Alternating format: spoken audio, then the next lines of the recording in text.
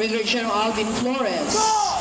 Kasama ng batalyon mula sa core ng mga kadete ng Sandatahang Lakas ng Pilipinas. Sila ay ang mga kadete mula sa prestiyosong Philippine Military Academy.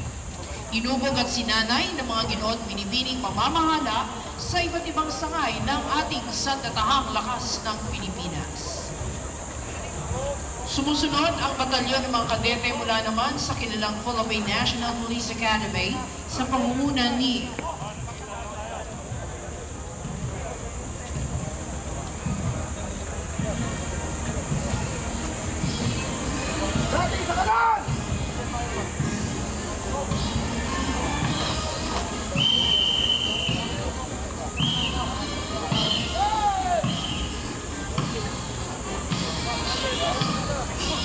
mangyaring magsitayo ang lahat para sa pagdating ng ating watawat ng Pilipinas.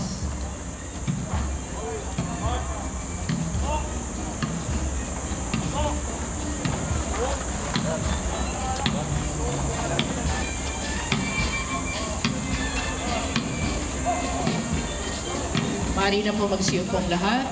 Atin namang natutunghayan ang mga sagisang mula sa Sandatahang Lakas ng Pilipinas, pambansang pulisya at ang tanong baybayin ng Pilipinas.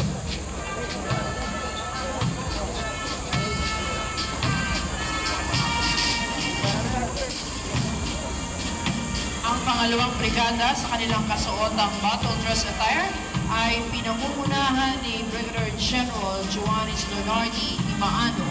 Ang kanyang kalupunan, Lieutenant Colonel Michael Imaculangan, Commander Jovina Antonia Besa, Lieutenant Colonel Emmanuel Latay, Police Lieutenant Colonel Romeo Alan Pang, at Commander Ruel Sabin.